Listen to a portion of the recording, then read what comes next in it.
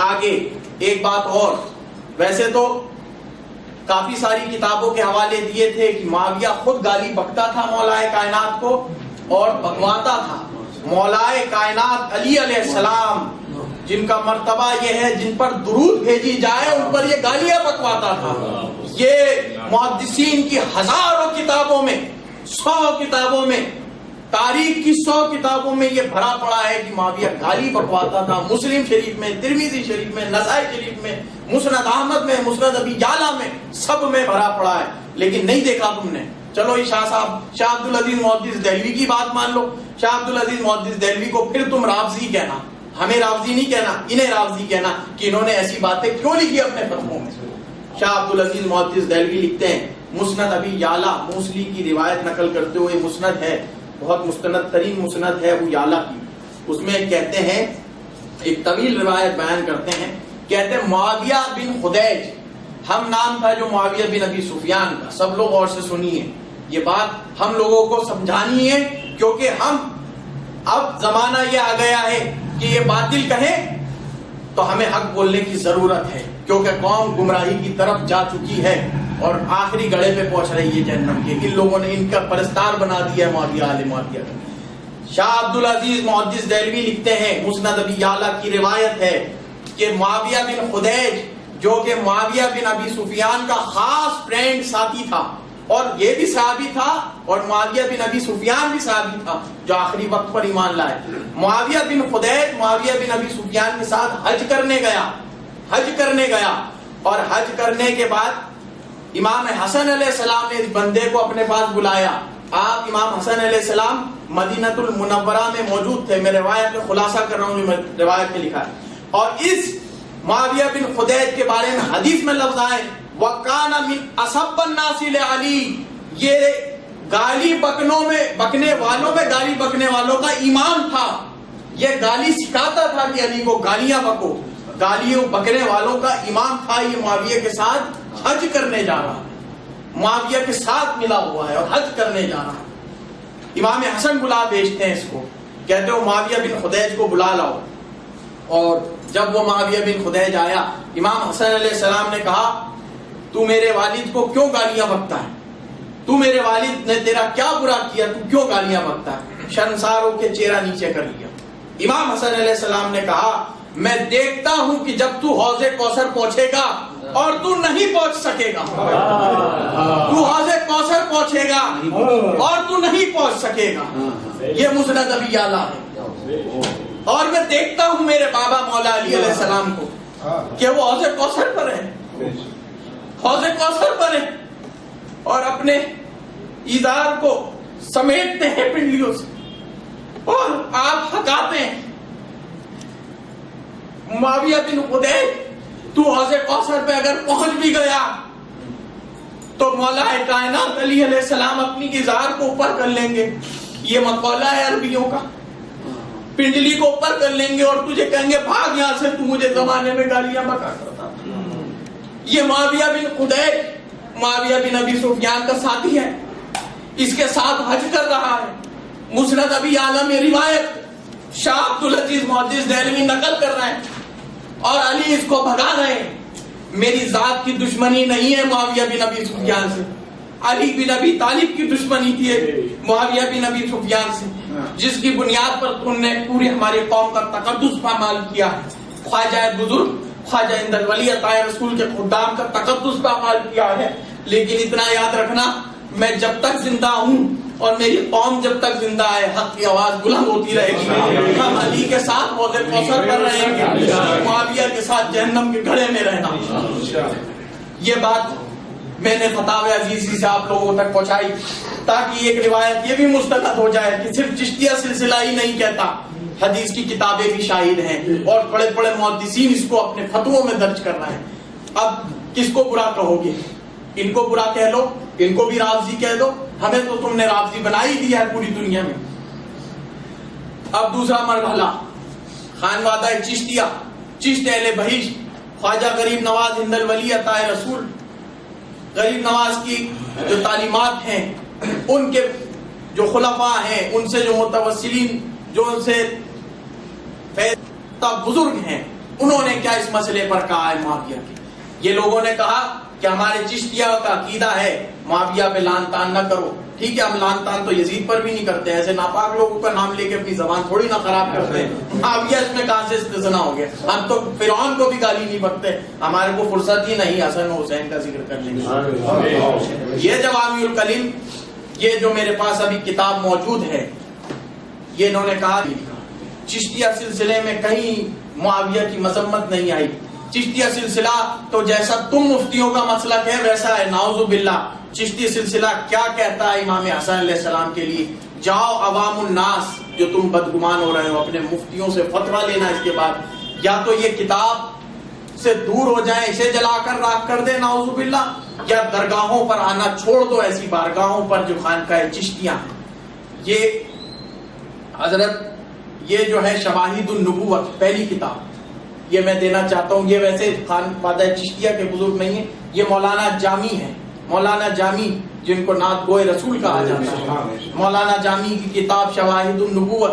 اور یہ امام حسن کے زہر دینے کا واقعہ، یہ امام حسن کے زہر دینے کا واقعہ. کہتے ہیں آپ نے کہا جب امام حسن علیہ السلام کو زہر دے دیا گیا، امام حسین علیہ السلام کے آغوش اقدس میں اثر تھا. اور کیا فرماتے تھے؟ وہ کون ہے جس نے آپ کو قتل کیا؟ کہا اگر وہی شخص ہے جسے مجھ پر شک و شبہ ہے تو بدلہ لینے کے لیے خدا بند تعالیٰ کافی ہے.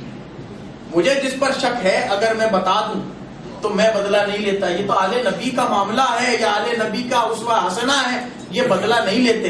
یہ فتح مکے کے بعد والوں کو بھی بخش دیتے ہیں، یہ بدلہ نہیں لیتے، اسے اللہ کافی ہے. آگے کہتے ہیں اگر وہ نہیں ہے تو میں نہیں چاہتا کسی بے گناہ کا خون کروں. اگر میں نے کسی کو غلط بتا دیا کہ تم نے اس کو مار دیا تو میں بے گناہ کا قاتل نہیں بن سکتا. آگے کہتے ہیں عام لوگوں میں یہ بات مشہور ہے کہ آپ کو معاویہ کے کہنے پر آپ کی بیوی جعدہ بنت اشر نے ہی زہر دیا تھا. آپ امام حسن علیہ السلام کو معاویہ کے کہنے پر آپ کی بیوی جعدہ بنت اشر ہی نے زہر دیا تھا. آپ کی وفات ربیع الاول کے اوائل میں ہوتی ہے. جعدہ بنت اشر نے معاویہ کے کہنے پر زہر دیا تھا امام حسن علیہ السلام کو. لکھنے والے شواہد النبوت میں مولانا جامی ہیں جن کی شرح کافیہ درس نظامی میں ہر مدرسے میں پڑھائی جاتی ہے. کاش یہ بھی پڑھا دیتے تو معاملہ اتنا بڑھتا نہیں، اس میں بھی پتہ چل جاتا کہ یہ بات لکھی ہوئی ہے. آگے یہاں پر یہ کتاب میرے پاس، یہ چشتی سلسلے کے بہت معتبر ترین بزرگوں میں سے ہیں جنہوں نے اور ان کے خلیفہ رہے. سیر الاولیاء چشتی سلسلے کے جتنے بڑے بڑے مورخین ہیں جنہوں نے قلم سے بڑی بڑی کتابیں لکھی ہیں، ان سب نے اس کتاب کا ذکر کیا. اس کتاب کے ذکر کرے بغیر ان لوگوں نے آگے نہیں بڑھے.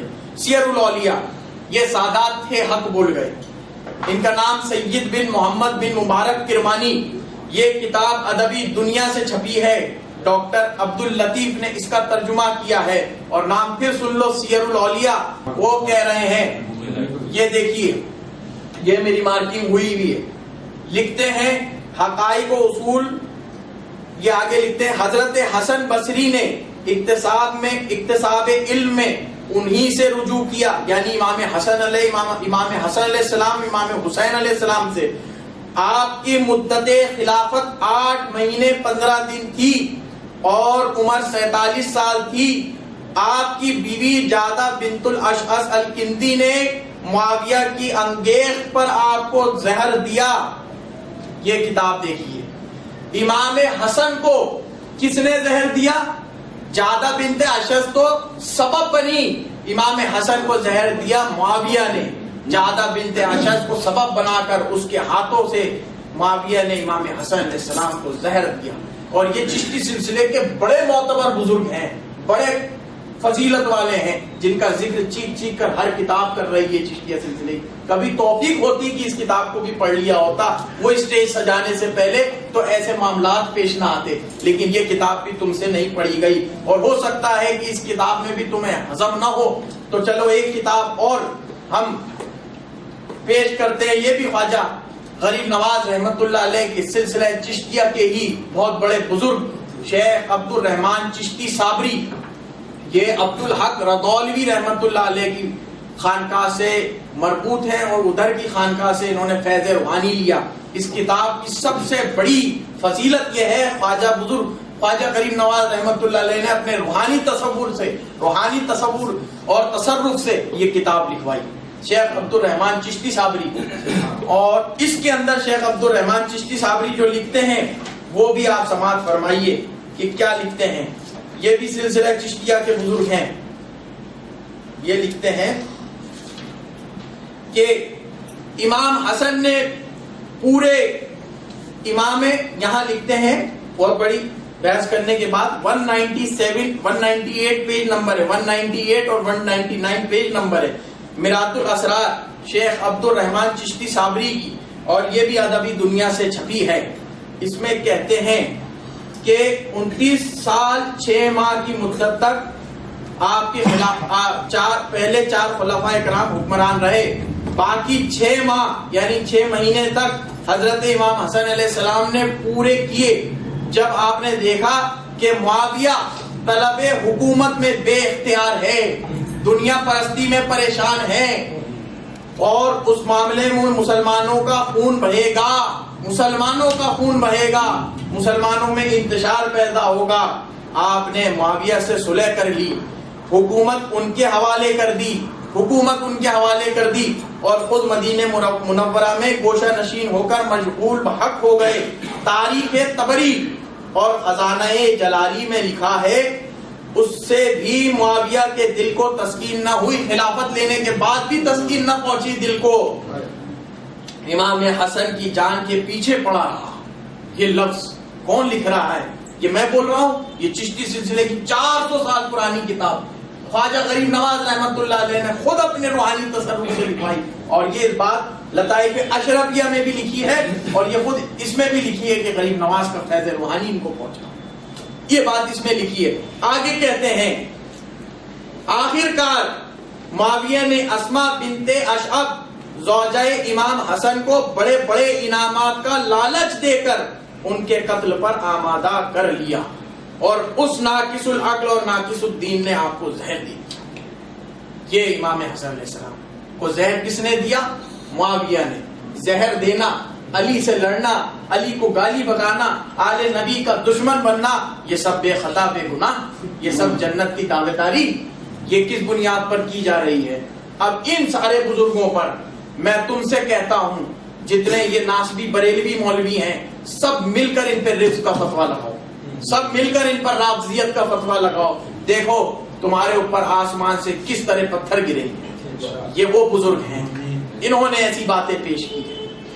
دوسری بات جو کہی گئی, یہ میرے پاس تو ایک بڑا انبار ہے, اور الحمدللہ اس سے پہلے بھی میں کئی ساری چیزیں پیش کر چکا ہوں. معاویہ کا مسئلہ امت میں شروع سے بہت خطرناک اور بہت ہی انتشار بپا کرنے والا رہا ہے, اس لیے ہم اس باب کو کھولنا ہی نہیں چاہتے.